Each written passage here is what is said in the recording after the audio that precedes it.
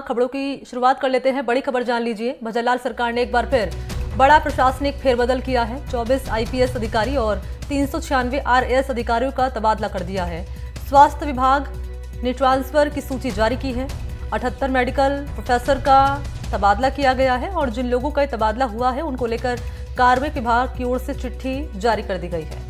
396 RAS अधिकारियों में 4 APO अधिकारियों को पोस्टिंग दी गई है। इनमें से 3 अधिकारी सरकार बदलने के बाद से एपीओ चल रहे थे। वहीं एक अधिकारी को मुख्य सचिव के हाल ही में जेडीए में औचक निरीक्षण के बाद एपीओ किया गया था।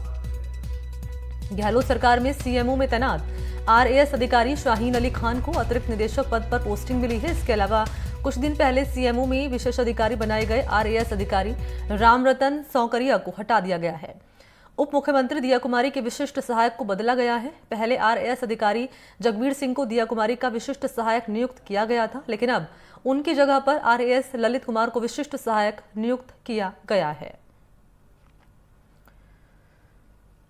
तो 24 आईपीएस अधिकारियों का हुआ है ट्रांसफर और ट्रांसफर की कॉपी भी आपके सामने हम रख रहे हैं।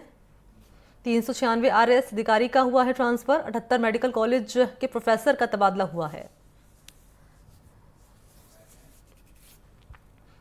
तो राजस्थान में चुनाव से पहले लगातार ट्रांसफर किए जा रहे हैं। ये जो सूची जारी की गई है वो बताते चले कि आपको स्वास्थ्य विभाग की ओर से दरअसल ये सूची जारी की गई है और ये आदेश दिया गया है कार्मिक विभाग की ओर से।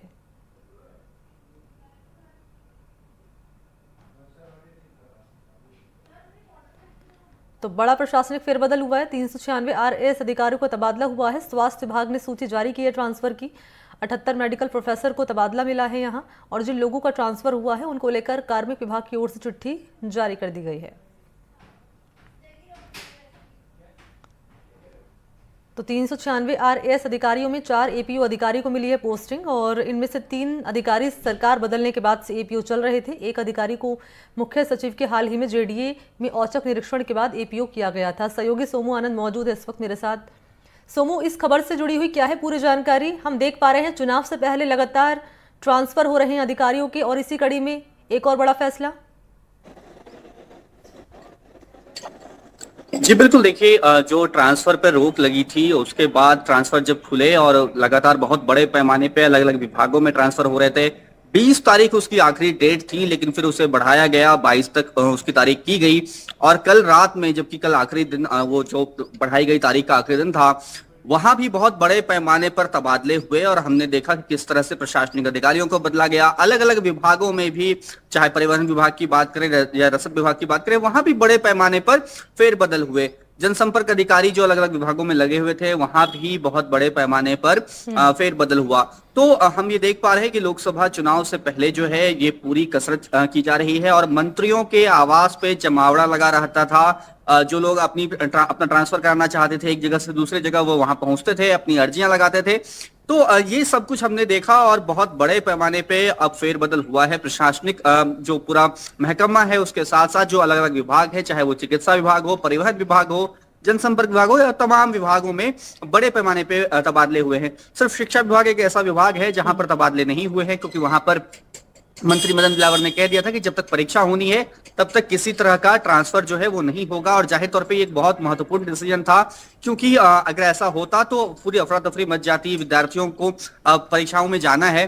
तो ऐसे में सिर्फ उस विभाग में तबादले नहीं हुए हैं। हालांकि मंत्री मदन दिलावर ने ये कहा है कि जैसे ही परीक्षाएं समाप्त होती हैं उसके बाद हम भी तबादले करेंगे। मतलब शिक्षा विभाग में भी बड़े पैमाने पर तबादले हम देख सकते हैं। इन तबादलों को हम किस रूप में देखें सोमू आनंद? जैसे कि हम देख पा रहे हैं स्वास्थ्य विभाग में तबादले किए गए हैं, अलग अलग सेक्टर्स में तबादले किए गए हैं, शिक्षा विभाग को छोड़कर, क्योंकि उसमें ये हवाला दिया गया कि एग्जाम चल रहे हैं, दिक्कतें पेश आएंगी स्टूडेंट के सामने। ये इस रूप में हम देखें कि चुनाव आने वाले हैं इसलिए प्रशासनिक सर्जरी हुई है, या इस रूप में देखें कि कहीं लूप होल्स नजर आ रहे थे उनको भरने के लिए फैसला लिया गया है? देखिए मणि, ये तबादले जो हैं वो एक तरह से अगर देखें तो जो रूटीन कामकाज है उसका हिस्सा है। कई लोग लगातार अब इस बात की क्योंकि राजस्थान में जो तबादले होते हैं वो तबादलों पर रोक लग जाती है और एक विशिष्ट समय में तबादले खुलते हैं और फिर उस वक्त पे बड़े पैमाने पे तबादले होते हैं। तो इसलिए इसे अगर हम ऐसे देखें तो ये एक रूटीन कामकाज का हिस्सा है, क्योंकि बहुत सारे अधिकारी जो है वो कहीं पर बहुत लंबे वक्त से स्थित थे, तो उन सबके तबादले हुए हैं। और जाहिर तौर पे लोकसभा चुनाव से पहले जो ये कसरत की जा रही है, इसे प्रशासनिक महकमे में फेरबदल के रूप में भी देखा जा सकता है। लेकिन मूल रूप से ये जो रूटीन तबादले हैं उसी स्तर के तबादले हैं, क्योंकि बड़े पैमाने पे तबादले इसलिए हो रहे हैं क्योंकि बहुत लंबे समय से तबादले नहीं होते, तबादलों पर रोक लगी रहती है। इसलिए जब तबादलों के लिए सूचियां खुलती हैं तो सभी लोग अपनी अपनी ओर से विभाग के मंत्री के पास और अपने पहुंच के नेताओं के पास जाते हैं, वहां पर पैरवी लगाते हैं।